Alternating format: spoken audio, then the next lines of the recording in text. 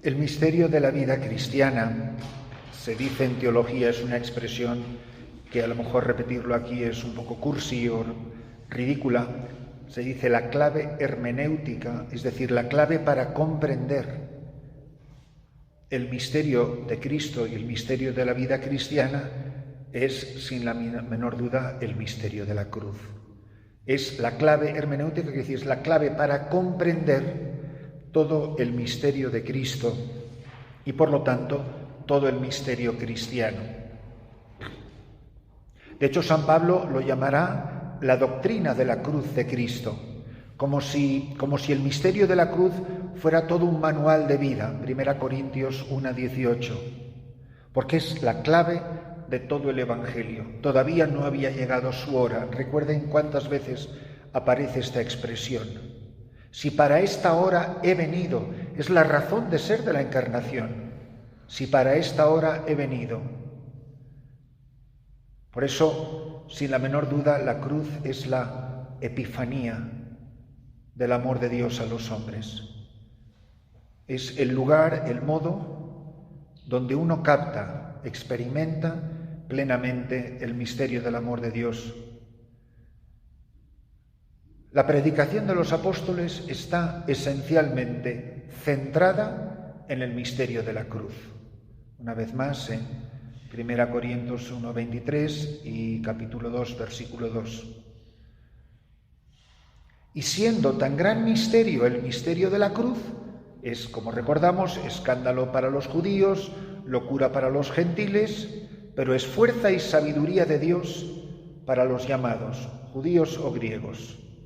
1 Corintios 1, 23, 24. Para lo que el mundo es locura o absurdo o necedad, para nosotros es sabiduría de Dios. ¿Cuáles son los parámetros de este misterio? Pues que una persona divina muere de verdad, experimenta la muerte por el misterio de la encarnación, por lo que en teología se llama la comunicación de idiomas. La comunicación de idiomas en teología quiere decir que todo lo que se atribuye a la naturaleza humana de Cristo se atribuye a su persona divina. Por eso parece que uno de la Trinidad pueda haber muerto en la cruz, de verdad, nos parecerá imposible, inconcebible, pero es la verdad de nuestra fe católica, que el Hijo de Dios ha muerto en la cruz, de verdad. El Hijo divino encarnado que experimenta la suprema humillación de la muerte y de la cruz. Miren, nunca tendremos suficiente tiempo para contemplar este misterio. Es impresionante. En tal muerte ignominiosa, los judíos incrédulos vieron la prueba de que no era el Hijo de Dios. O sea, la muerte fue tan horrible que los que no tenían fe decían, no puede ser el Hijo de Dios. Mateo 27, 43. ¿Cómo? Si es el Hijo de Dios, no se ha bajado de la cruz. Y sin embargo, para otros, como para el centurión, es precisamente lo que vio en la cruz lo que le lleva a la fe. Verdaderamente, este hombre era Hijo de Dios. La contemplación del crucificado es la causa de la fe en este soldado romano.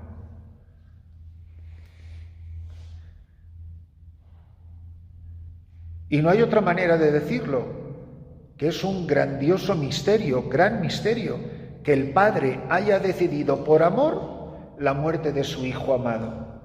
Chico, no es tan fácil hacerse a la idea de esto que estamos diciendo. Que Él nos amó a nosotros, el Padre, y envió a su Hijo como víctima expiatoria de nuestros pecados. Primera de Juan 4:10. Misterioso como sea, pero el amor de Dios a mí es de tal medida que para que yo no me perdiera, envía a su Hijo a una muerte ignominiosa, a una muerte horrible, horrorosa, Romanos 8:32 dirá, el que no perdonó a su propio Hijo, sino que lo entregó por todos nosotros. Romanos 8:32. Y uno, claro, se pregunta, ¿cómo es posible que la máxima abominación de la cruz haya sucedido según los designios del preconocimiento de la presencia de Dios? Hechos 2:23. ¿Cómo es posible que todo esto pasara? En otro lugar lo dice más claramente, para que se cumpliera la Escritura, ¿recuerdan? Y sin embargo, es precisamente en la muerte de cruz de su Hijo como Dios Padre ha dado cumplimiento a lo que había anunciado por la boca de sus profetas, y esto es que su Mesías debería de padecer. Lo tenemos ahí en Hechos 3:18.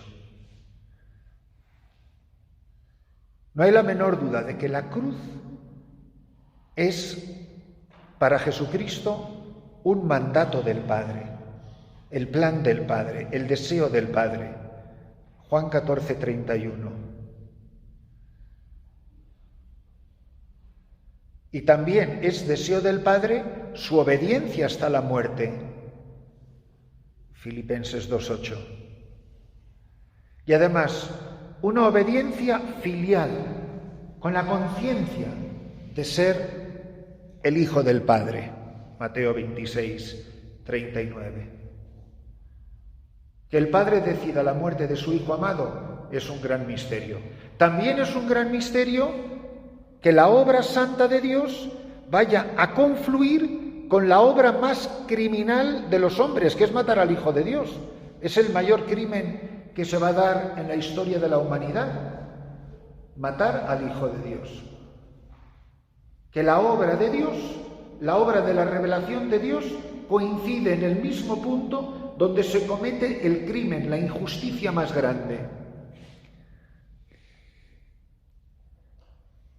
Dirán los Hechos de los Apóstoles, en esa hora de tinieblas los hombres matamos al autor de la vida.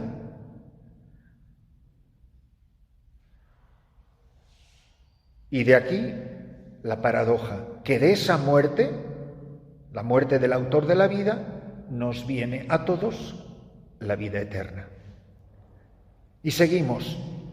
También es gran misterio que la muerte de Cristo en la cruz sea la causa de la salvación de todos los hombres. ¿Cómo se puede explicar la causa salvífica universal de la muerte de Jesucristo? La cruz entonces se presenta en la vida de Jesucristo como un acto de expiación. Está pagando lo que yo debo, para que yo ya no deba nada, para que a mí gratuitamente se me abran las puertas del reino. Repito, la cruz es expiación sobreabundantísima por los pecados del mundo. Dicho de otra manera, ¿por qué muere Jesucristo en la cruz? Está pagando el precio de la redención del mundo. Son muchísimas las citas. El castigo salvador pesó sobre él y en sus llagas hemos sido curados. Isaías 53:5. Murió el justo por los injustos, el cordero que salvó a la oveja perdida. Entonces, en primer lugar, se presenta la cruz como expiación, como el pago de nuestros pecados. Recuerden, por ejemplo, que no es de casualidad que se invoque la sangre de Jesucristo en la absolución de nuestros pecados, en la reconciliación. Dios Padre misericordioso que reconcilió al mundo por la muerte, por la sangre de Cristo, y derramó el Espíritu Santo. Es la pasión de Cristo la que se invoca, la sangre, la cruz de Jesucristo. La cruz es también reconciliación de los hombres con Dios. Dios estaba en Cristo reconciliando al mundo consigo. y no acusándole, no imputándole sus delitos.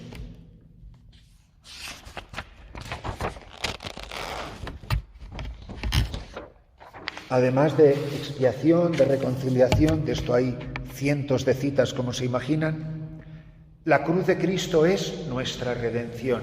Es decir, el precio de la sangre de Cristo es al que hemos sido comprados y rescatados del pecado, de la muerte, del dominio de Satanás. La redención significa el ser rescatados de las garras del maligno. Dirá en la carta a Tito 2:14, Jesús se entregó por nosotros para rescatarnos de toda iniquidad y purificar para sí un pueblo que fuese suyo, fervoroso en buenas obras.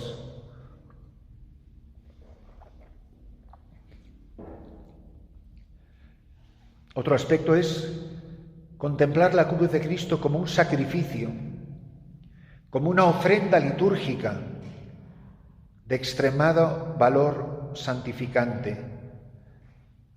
Famosas palabras de Efesios 5:2, Cristo nos amó y se entregó a sí mismo por nosotros como ofrenda y víctima a Dios. Finalmente, la cruz es la victoria sobre el demonio. Él es el quien nos tiene esclavizados por el pecado.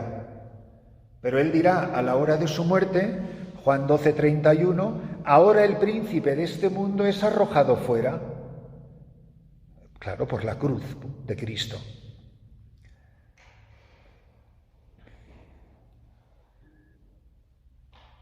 Hemos hablado brevemente del crucificado. Ahora nos fijamos en el signo de la cruz. Cuando contemplamos el misterio de la cruz, vemos ante todo un signo doloroso. Clavos, sangre, sufrimiento, abandono, humillación extrema, la muerte. Y uno, claro, se pregunta, ¿qué significa, qué nos quiere decir Dios con el misterio de la crucifixión? ¿Cuál es la realidad del signo de la cruz? ¿Qué es lo que nos quiere revelar el signo de la cruz? La cruz es sobre todo, lo primero y lo más importante, la revelación suprema del amor que Dios es y que Dios nos tiene. La cruz es la máxima expresión, la máxima revelación de la caridad de Dios, o de Dios que es amor. Dios que es caridad, a Dios nadie lo ha visto jamás, pero Él revela lo que es invisible en la cruz de Jesucristo.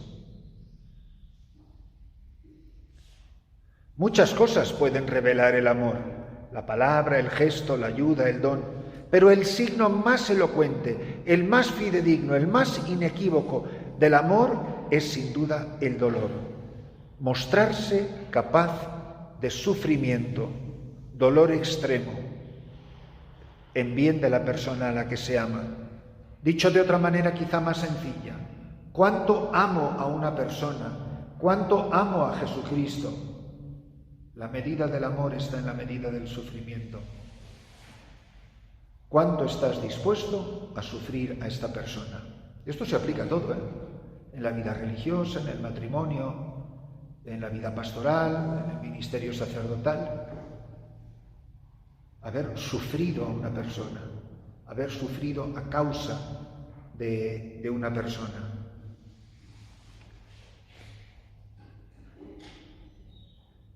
Importantísimo entonces es la capacidad de amar sufriendo, de sufrir amando. Por eso, quien quiera conocer de verdad a Dios, que es amor, conocer de verdad el amor de Dios, solo en el signo de la cruz descubre en qué consiste la vida eterna, que te conozcan a ti. El que quiera de verdad conocer el amor de Dios, que mire a Cristo y Cristo crucificado. Cristo crucificado es la expresión, la medida definitiva del amor que Dios Padre nos tiene, del amor trinitario. Esto es lo que se expresa en el signo de la cruz. Por eso no es raro que los santos no se cansen de contemplar la pasión de nuestro Señor Jesucristo y de hablar de ella y de predicarla. El signo de la cruz, levantado para siempre en medio del mundo, es el que nos está diciendo que así nos ama el Padre. Cuando contemplas al crucificado, contemplas la medida del amor o el modo de amar el Padre a los hombres. Dios acreditó, Dios demostró su amor hacia nosotros en que, siendo todavía pecadores, enemigos suyos, Cristo murió por nosotros. En esto consiste el amor de Dios, en que, siendo nosotros pecadores, estando alejados de Él, entregó a su Hijo. Cristo murió por nosotros. Mirando al crucificado, es imposible dudar del amor que Dios nos tiene. Nos pase lo que nos pase. ¿Cómo puedo dudar del amor de alguien que me ha amado hasta tal extremo? La contemplación de la cruz nos dice que así es como Cristo ama al Padre. Es el amor de Dios a nosotros. Es el amor de Cristo al Padre. Porque es capaz así de llevar su amor en su obediencia al extremo de la muerte y muerte de cruz. Cristo fue obediente hasta la muerte, se rebajó, tomó la condena, obediente, Filipenses 2:8. Refiriéndose a la cruz, dice Jesús antes de morir: conviene que el mundo sepa que yo amo al Padre y que según el mandato que me dio el Padre, así es como yo hago.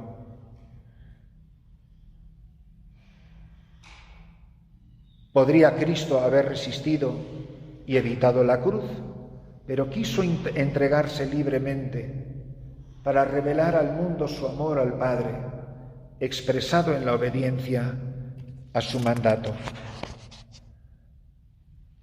Contemplar la cruz nos hace descubrir cómo Cristo nos ama a nosotros, cómo Cristo ama al Padre, cómo Cristo nos ama a nosotros,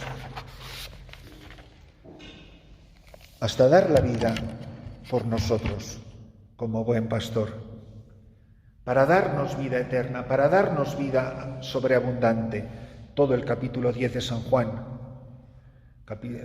Juan 10:10, Juan 10:28, Juan 12:51 y demás. De tal manera que Jesús acepta la cruz para hacernos a nosotros la declaración definitiva de su amor. Hemos hablado de la vocación, de este enamoramiento, ¿dónde está todo eso expresado? Ahí. Nunca el amante ha amado tanto a la amada como en el momento de entregar su vida por ella, para que ella no viva con su vida, sino con la del amado. Para que no vivamos ya nosotros mismos, no vivamos para nosotros mismos, sino para Él. Es que ya no vivo yo, que yo ya no vivo con mi vida. Que Cristo, el amado, el amante, me ha comunicado a mí, la amada, toda su vida, todo su amor. Que nadie tiene amor mayor que el que da la vida por sus amigos. Juan 15:13. La cruz que nos dice, otro aspecto, que así hemos de amar nosotros a Dios. Si nosotros estamos viviendo esta vida consagrada que estamos viviendo, pero al más pequeño inconveniente, a la cosa más insignificante, enseguida estamos derrumbados por los suelos y ahí te quedas que me voy con mi mamá, oiga, usted como que no se ha enterado de nada a lo que vino a esto, ¿no?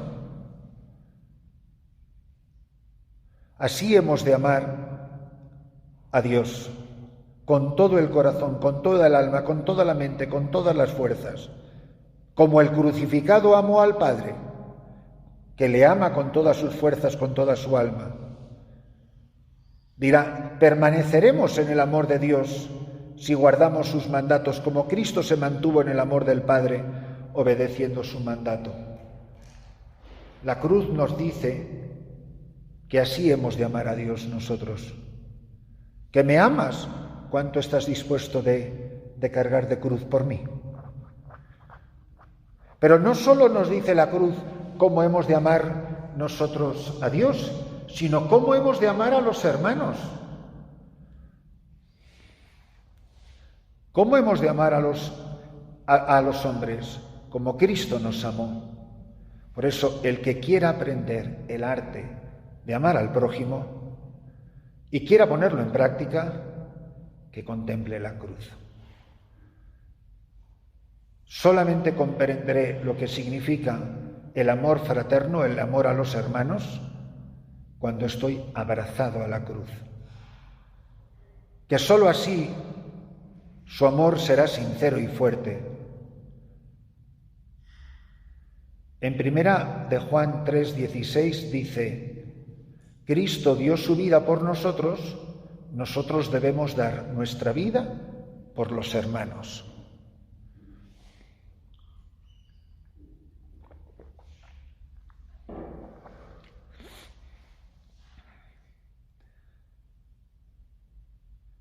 Cristo crucificado es la proclamación máxima de la ley evangélica, el amor a Dios, el amor a los hermanos, el amor extremo del crucificado, de donde nos viene la fuerza para vivir ese amor que en la cruz Él nos enseñó.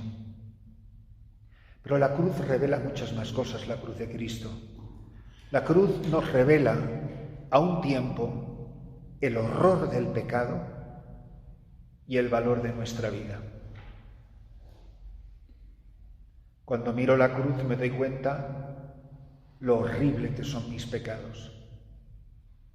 Cuando miro la cruz me doy cuenta lo que vale mi alma a los ojos de Dios. Si alguno piensa que sus pecados son poca cosa y que la vida humana era una sucesión de actos triviales sin importancia, condicionados o insignificantes, que mire a la cruz. Si tú crees que tus pecados son poca cosa, mira la cruz y a lo mejor te lo vas a pensar 2 veces.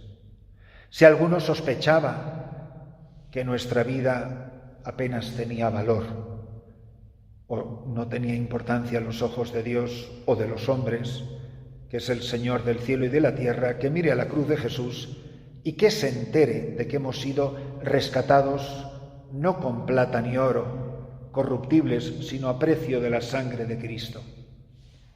¿Qué serán mis pecados y qué valor tendrá mi alma a sus ojos? Y que no piense tampoco que ese amor y ese precio Jesús lo entregó por la humanidad en general. No. Dice San Pablo, Cristo nos amó y se entregó por todos. No, dice Cristo me amó y se entregó por mí. Es un acto personal por cada uno de todos. Pues cada uno de nosotros puede decir con toda verdad lo mismo que San Pablo. Me amó, se entregó por mí. Gálatas 2:20. Por eso no es exageración decir, hermanas, que la cruz es el sello que garantiza la verdadera espiritualidad cristiana. Como sacerdote, maestro o quien sea te esté presentando una espiritualidad, no que niegue la cruz, simplemente que no la menciona. Sabes que te están engañando, que te están estafando, que te están presentando un café descafeinado, que eso no es la verdad de la vida cristiana, no digamos ya de la vida religiosa. La carta a los Hebreos dice algo tremendo, capítulo 9, versículo 22, no hay perdón sin derramamiento de sangre. Por eso hemos de tomar la cruz cada día si queremos ser discípulos de Cristo. Si quieren ser mis discípulos, carguen con mi cruz cada día. Lucas 14:27. Cuando alguien venga a hablarnos de la vida espiritual, que nos fijemos mucho si es una espiritualidad que tiene la cruz de Cristo en el centro de su misterio. Es el sello de garantía que ha puesto Jesús. Si ese camino es ancho y no pasa por la cruz, sino que la rehuye, no es camino de Cristo. El verdadero camino evangélico, hermanas, es el que lleva la vida. Es estrecho y pasa por la puerta angosta. Mateo 7:13. Dirá algo tremendo el apóstol. Dice, hay algunos de ustedes que andan como enemigos de la cruz de Cristo. Hay gente en la iglesia, hay sacerdotes, obispos, religiosas, cristianos, que andamos como enemigos de la cruz de Cristo. Cada vez que busco mi gloria, mi acrecentamiento, mi pompa, mi reconocimiento, todo eso es andar como enemigo de la cruz de Cristo.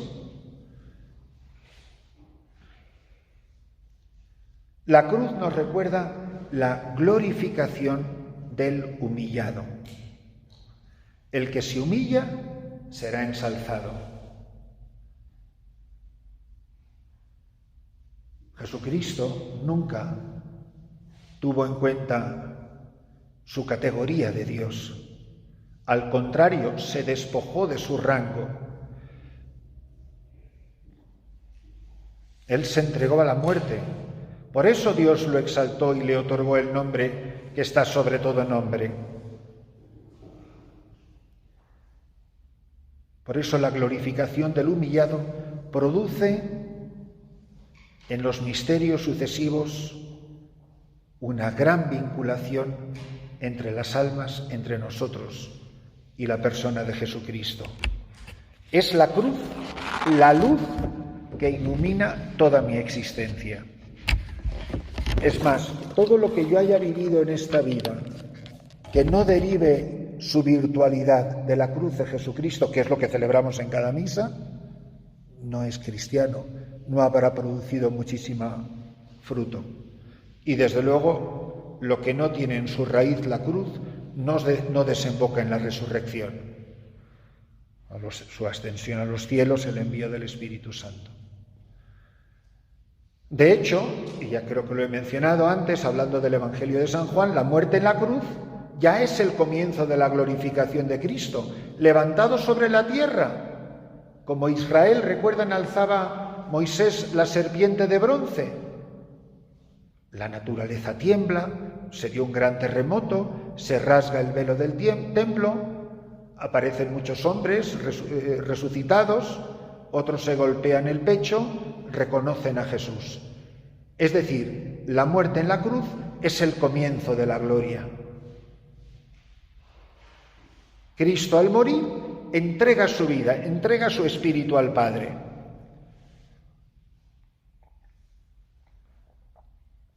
En el momento de la muerte, el alma humana de Jesús es glorificada por el Padre, aunque todavía no su cuerpo, que anunció pasarían 3 días y 3 noches en el seno de la tierra. Cuando Jesús desciende al reino de los muertos, eso que los judíos llamaban el Sheol, ahí continúa glorificando al humillado. El Padre continúa glorificando a Cristo, muerto en la carne, pero vivificado en el Espíritu. En él fue a predicar a los espíritus que estaban en la prisión. Primera de Pedro 3:18. Y por eso un júbilo indecible ilumina el reino de las sombras. Él ha ido a iluminar la muerte, donde están todos los muertos esperando a que Jesucristo abra las puertas de la vida. Un júbilo indecible ilumina el reino de las sombras. Cristo es ahora un muerto entre los muertos. Él es la esperanza viva de todos los que han muerto antes de Él. Por eso Cristo es el primogénito de entre los muertos. Y Él es la esperanza viva para ellos. Eso lo tenemos en Colosenses 1:18. El primogénito de entre los muertos. Él es la puerta abierta que da paso al reino de la luz y de la vida. Así lo dice Él. Recuerden las palabras del capítulo 10 de San Juan. Yo soy la puerta. El que entra por mí se salvará. Juan 10:9. Por eso es el comienzo de la gloria. Como la resurrección de Cristo es absolutamente gloriosa, es la plenitud de la gloria que ya empieza en la cruz, se cumplen en ella todas las profecías, todo lo que anunció el mismo Jesús, de que al tercer día, el día siguiente al sábado, saldría vencedor de la muerte. Por eso la cruz de Jesucristo es completamente gloriosa. No es la fe de los discípulos la que crea la resurrección del Maestro, es la resurrección de Jesús la que crea la fe de los discípulos. Cristo no está resucitado porque yo creo en Él, no, yo creo en Él porque está resucitado, que es muy diferente.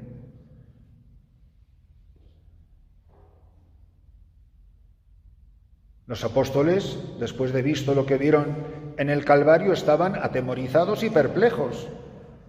No daban crédito a los primeros testimonios de la resurrección. Recuerden las visitas de las mujeres al sepulcro.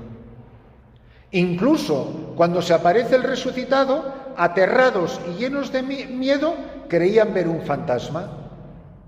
Y es el mismo Cristo el que les habla, el que se deja ver y tocar ante ellos para convencerles de la realidad de su resurrección. Los apóstoles van a ser los grandes testigos del poder de la resurrección y, por supuesto, del poder de la cruz del Señor Jesús. En definitiva, la Pascua, la pasión, la muerte y resurrección, la victoria de la cruz, se convierte en el núcleo central de toda predicación, de toda evangelización, de toda la predicación apostólica. Y para el mundo griego, recuerden el fracaso en la predicación del apóstol Pablo en Atenas, cuando les quiso hablar de la resurrección de Cristo, que se reían de él, y en otra ocasión te escucharemos. Los judíos tampoco la tenían muy claro, los saduceos la negaban completamente. Y sin embargo, en ese contexto de incredulidad y de rechazo, aparece el misterio de la cruz y de la resurrección. Y además como buena noticia, como va a ser como buena noticia la muerte de Jesucristo. Pero lo que ocurre en la cruz es que el Padre es quien resucita al Hijo, despierta al Hijo dormido en la muerte. De hecho, en aquellos tiempos los cementerios, como ustedes bien saben, en la antigüedad se llamaban necrópolis, ciudad de los muertos. Necros es muerte en griego, polis, ciudad. Los cristianos se negaban a enterrarse en las necrópolis. Inventan una nueva realidad, que es el cementerium. Cementerium en latín significa dormitorio. ¿Por qué? Porque el dormitorio no es una ciudad de muertos, es un lugar donde se pasan unas horas, un breve paso, hasta que Él venga a despertarnos de entre los muertos. Por eso la resurrección va a marcar para siempre la vida de la Iglesia y es el gran fruto del misterio de la cruz. Es la prueba, la resurrección, de que se ha cumplido todo lo que había prometido. Yo le glorificaré y de nuevo le glorificaré, dice Jesús en Juan 12:28. Esto significa que el Padre admite, recibe el sacrificio redentor de Cristo en la cruz. El Padre entrega al Hijo Salvador, a Él le entrega toda autoridad en el cielo y en la tierra. Se me ha dado todo poder en el cielo y en la tierra. Cristo resucitado, Jesús, Hijo de María Virgen, es el Hijo nacido de la descendencia de David según la carne, Hijo de Dios, poderoso según el Espíritu de santidad, después de la resurrección de entre los muertos. Jesucristo es nuestro Señor. Romanos 1, 3, 4. Importantísima esa cita.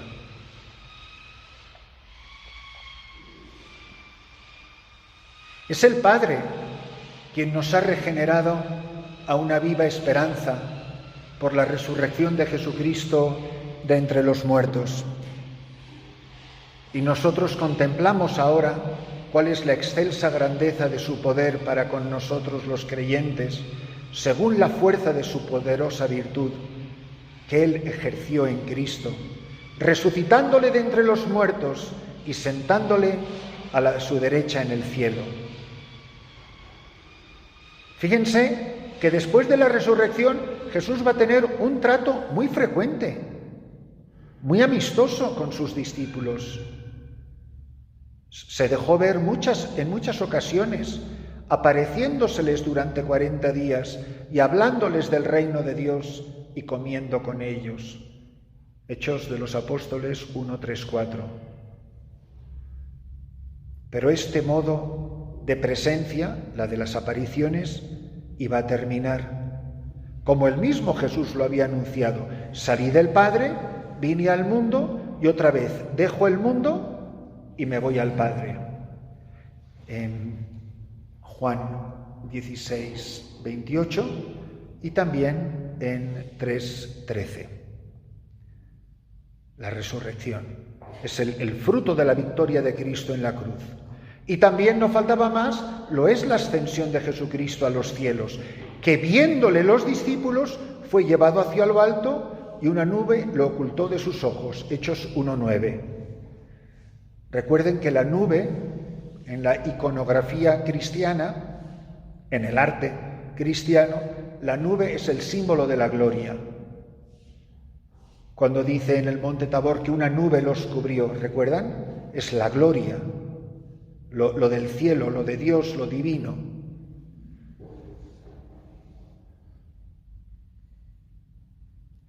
En la nube también igualmente volverá como juez universal al final de los tiempos. ¿Recuerdan Mateo 24, 30? Dice: y vendrá de nuevo sobre las nubes del cielo. No es que ese día va a ser un día nublado, sino vendrá sobre la gloria del cielo. Y se hará definitivamente visible el resucitado y habitará ahora en la gloria del Padre, en la gloria celeste invisible. Lo que sí tenemos que afirmar de nuestra fe católica es que el mismo que bajó es el que subió sobre los cielos para llenarlo todo. Y que vendrá de nuevo es el mismo que se encarnó en María, el mismo que está en el sagrario. Por eso de aquí en adelante se produce un cambio respecto a la conciencia que tiene la comunidad cristiana, la primitiva comunidad cristiana, de la presencia de Jesucristo. El resucitado transforma todo. De estar aterrorizados porque ha muerto en la cruz con las puertas cerradas por miedo a los judíos, ahora eso que para ellos era el más estrepitoso fracaso, recuerden los discípulos de Maús, recuerden a Tomás y las dudas de los 11 que no creyeron a Magdalena. Ahora eso que para ellos era motivo de miedo y vergüenza se convierte en el motivo de su predicación. Se produce un cambio. El resucitado, que la misma María Magdalena confunde con un jardinero, el compañero misterioso de camino de los de Maús, el que hace fuego a la orilla y prepara el desayuno a sus amigos, es ahora el Cristo glorioso, majestuoso en el cielo, el Pantocrátor, el Cristo juez de cielos y tierra. Cristo lleno de fuerza y hermosura, que está maravillosamente descrito en el libro del Apocalipsis, Apocalipsis 1, 13, 18, también en el capítulo 5, versículo 21.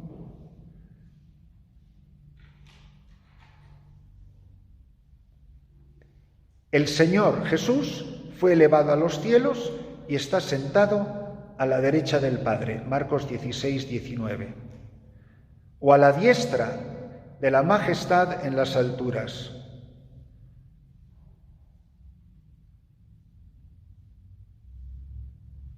Lo que quiere subrayar es cómo la humanidad, cómo la carne del Verbo ha sido de tal manera glorificada que ahora ella es la carne de Cristo, el Hijo del Hombre, el Hijo de Dios, es Señor de cielo y de la tierra.